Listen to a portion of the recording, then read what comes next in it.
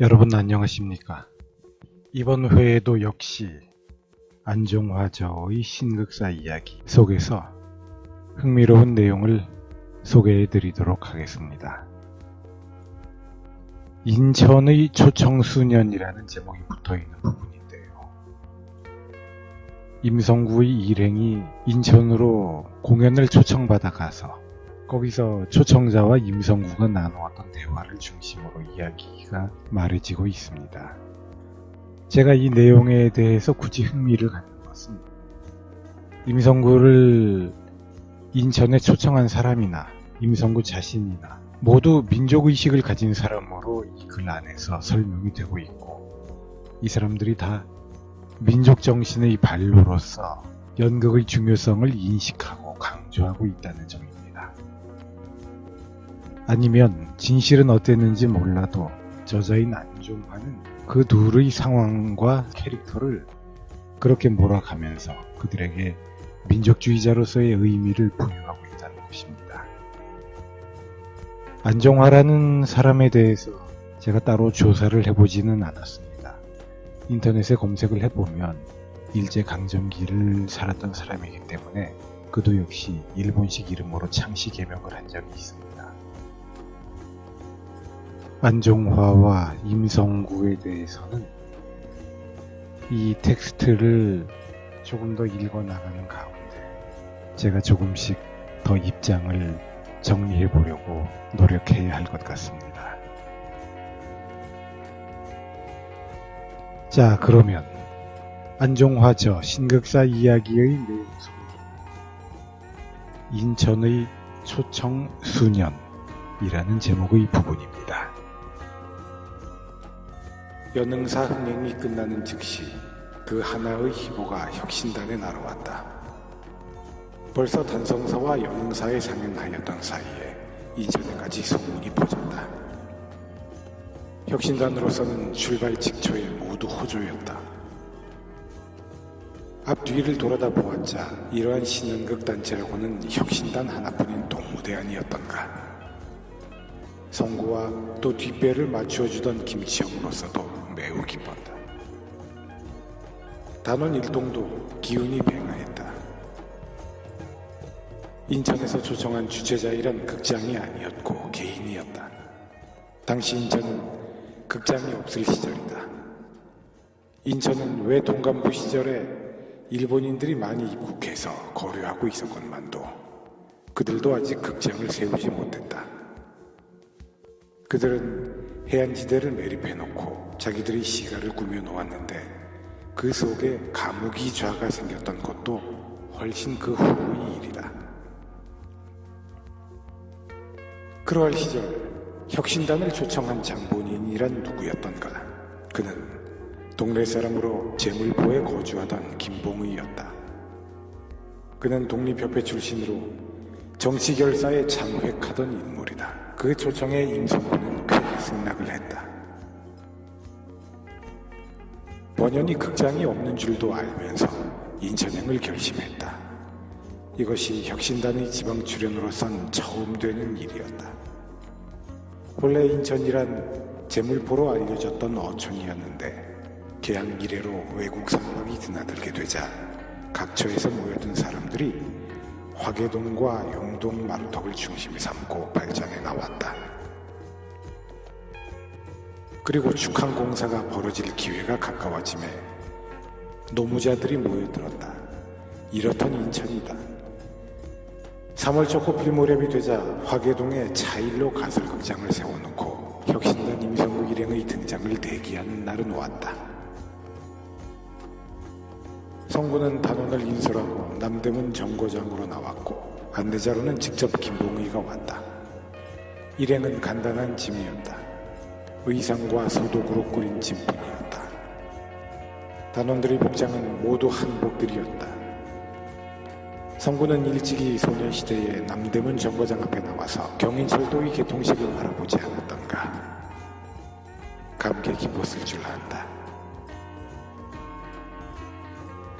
성구는 정거장 앞에 세운 펜키 광고문을 유심히 살폈다. 독자에게 참고 자료 삼아 당시 철도 광고문을 소개한다. 중량. 이러한 요지의 광고문이었다. 혁신단 일행은 즉시 축현역에 하차해서 인천에 도착했다. 김봉의 안내로 숙소의 여장을 풀고 즉시 이문서와 장련은 가설극장 무대를 조사차로 현장에 달렸다. 그러나 연극 무대를 몰랐던 목수들의 설비가 되고 보니 협률사 등장 무대와 같이 협소했다. 그래서 무대를 다시 뜯어 고치기로 했고 그날 밤은 그곳 유지들 초청으로 혁신단 일동을 맞아 성대한 환영연이 벌어졌다. 이날은 김치경도 동반했다. 혁신단 일행을 맞아 환영연을 베풀어준 장소가 어느 여염집이었다. 그 당시만 해도 인천에는 연회를 가질 만한 장소의 요정 등속이 없었던 까닭이다. 주최 측과 성구 일행을 합해 한 20명이 모였다. 유지라 했자 벼랑 큰 사업을 하는 사람도 아니었고 대개는 타처에서 떠돌아와서 자리를 잡은 상점주들이었다. 말하자면 김봉의 설두에 끌려온 친구들이었는데 그것도 김봉의를 중심으로 친목계를 모아 있었던 연유이었고 그들 축에선 그래도 김봉의가 앞장을 설 만한 자격이었다. 여러 해 동안을 두고 정사 등사에 쫓아다니며 연설 경험도 가졌던 관계로 능변이었다. 그 환영사 요지는 이러했다. 우리나라에 처음으로 창립을 보인 혁신단은 그 명칭의 자의 해석과 같이 훌륭한 연극을 해서 우매한 민중을 일깨워주는 사명에 감사하다는 말과 또한 앞으로 선진국가에 뒤지지 않을 만큼 더욱더 훌륭한 무대를 통하여 국내 혁신운동에 이바지해달라는 뜻있는 격려의 환영사였다. 성구도 기민하게 입대어 답사를 했다. 혁신단의 기극의 목적인 연극 사명을 완수함으로써 방금 격려해 주신 뜻에 보답하겠다는 말머리로부터 앞으로 우리나라의 연극 사업이 절실히 필요하다는 요지를 들어서 명확히 답했다. 그리고 그의 말투인 연이나 즉 그러나를 연발해서 연극을 민중에게 보이기 위해선 극장이 있어야 되겠다는 일례를 들어서 남과 같이 극장을 갖자면 지방 유지의 제위의 발분이 필요하다는 일침을 놓았다. 비교적 간결하고도 힘있고 뼈가 있는 설변이었다. 주최 측보다도 일행 단원 일동이 성구의 조리 있는 설변에 놀랐다.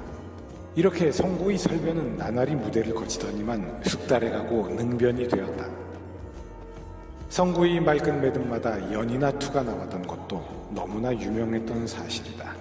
이내 좌담으로 풀려 술잔이 권해질 무렵 성구는 김봉의에게 질문의 화살을 놓았다. 선생, 인천 사정을 우리가 알고 싶습니다. 네, 말씀하시지요. 좌중은 잠깐 두 사람 응수에 조용해졌다. 이즘 인천 인구는 얼마나 되지요? 네, 글쎄 한 5만가량?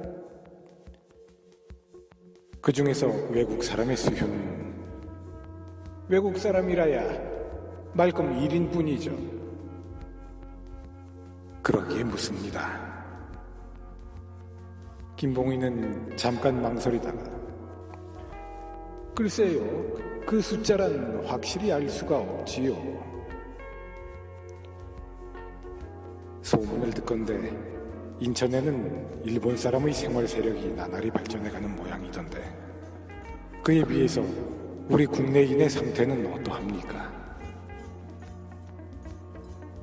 일본 애들의 등살이 대단합니다. 거지반 인천의 상권이란 그 애들 손에서 좌우되는 셈이죠. 작년 9월까지는 김윤정, 그가 부윤으로 있었는데 맥을 못 쓰고 물러났으니까요. 통감부와 일본 영사관 등살에 성구는 이상 더 묻지 않았다. 그도 그럴 것이 김봉의로선 인천의 인구 동태를 정확히 알 수 없는 노릇이었다. 후일 통계표에 드러난 숫자로 보아서 당시 인구는 5만 9천여 명인데 그중 1인이 3,700호로서 만여 명이었고, 그리고 중국인이 1,600여 명, 구미인이 불과 60여 명 정도이었다. 이만큼 1인들은 통감부를 끼고 우리나라에 입국해서 이미 강토 침략의 제1단으로 부산 다음으로 인천에 포진했을 무렵이다. 당시 인천에 거주하는 일본인들이란 자기들 본국 정부의 원조금과 상인 재벌들의 응원으로 개항 이래로 10수년을 두고 해변가를 매입해서 넓은 면적을 점유하고 있었다. 이리에서 개항 이래로 팽창해가는 그들의 세력은 우리 국내 동포들로선 대항할 길이 없을 때이다. 이미 보호조약 이후 팔다리가 끈기인 한마리 정부이고 보니 통분한 사태에 뜻있는 사람이라면 가슴을 두드리고 마음이 아니 아플 수 없었다.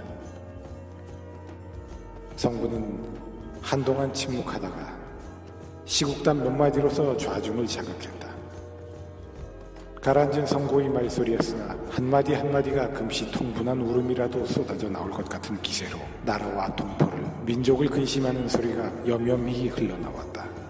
치경과 승한 및 단호는 흥겨워 마시던 술잔도 탁 놓고 숨결을 죽였다. 아니, 좌중 전체도 그러했다. 더욱이 김봉의 흉중도 뭉클해졌다. 성군은 끝으로 얼른 화제를 돌리어 미국의 일본인들은 자기들이 극장을 가질 것이란 예언 비슷한 말을 하고 인천 본토 유지들로서도 그들에게 지지 않게 하루바삐 인천에 극장을 세우도록 하라는 간망의 뜻을 내놓았다. 김봉의는 매우 감동한 듯이 성고의 말끝마다 고개를 끄덕였다. 그의 선견지명에 놀랐다. 즉석에서 괄괄하고 활달한 남도 성격인 김봉의는 음성을 높여 응답했다. 임 선생의 높으신 의견은 명심코 실행하겠습니다. 내일은 가설 무대가 되어서 미안합니다마는 다음번 모실 적에는 기필코 극장을 세워놓겠습니다. 우리들은 친목계 동지들이 있어요. 여차하면 이 김봉의 단독으로라도 건축하겠습니다. 혁신단 단원 일동은 약속이나 한 듯이 박수로 그 말을 환영했다. 김봉의의 열변은 계속되었다. 그럼 임 선생 고견을 받잡겠습니다. 우리는 곧 세우기로 합시다. 극장 이름을 하나 명명해 주셨으면. 축항사 어떨까요? 하하하, 참 훌륭합니다. 인천엔 방금 축항공사로 많은 노동자가 모여듭니다. 그렇지, 거참 됐습니다. 그들에겐 앞으로 좋은 연극을 통해서. 너무 과천 마시고 부끄럽습니다. 좌중은 이 두 사람의 주고받는 말로 인해서 한층 더 화기가 돌았다. 성구로서도 평소에 생각해 두었던 바도 아니었고 인천을 생각할 때 얼른 입에서 솟은 명명이었다. 불과 몇 해 전에 이곳 인천에서 하와이로 향해 이민단이 출발하지 않았던가. 부모와 처자를 남기고 고국 산천을 등지고 앞길을 예측할 수 없는 수령만리의 여정에 오르지 않았던가. 왜 고국을 등지지 않으면 안 되었고 이민 모집에 응할 결심을 했던가. 당시로 보아선 아무리 낙토행의 꿈을 지녔다 할지라도 조국의 고향 산천을 뒤로 두고 나선다는 것은 확실히 하나의 인간 감정으로 보아선 슬픈 것이다. 뜻이 달라 조국을 떠난다는 것은 정신상으로 간직함이 다르니까 오히려 자위할 수도 있지만 이만한 사실은 김봉의로선 물론이려니와 성구로서는 일찍 20전에 알고 있었던 일이다. 미성년이었던 성구로서도 이민 모집의 광고를 볼 적에 한가닥 생각해 본 적이 있었던 터이라 인천이란 곳에 남유달리 감개가 달랐다. 이민단에도 상투 있은 채 떠는 동포들, 인천 축항공사에도 노무의 한몫 보겠다고 상투 있은 채 모여든 우리 동포들. 이러한 곳에 좌우간 극장 하나를 세워라. 사람은 본래 배운 바 없고 본래 깨달은 머리는 없을 게다. 금강석도 갈아야만 광채가 난다. 자칫하면 나라도 잊어버릴 위험이 있는 동포에게 애국심을 북돋아 주자. 연극을 통해서. 이와 같은 청년 성구는 가슴속에 뛰는 염원이고 보니 인천에 극장 하나 건립되기를 진실로 바란다.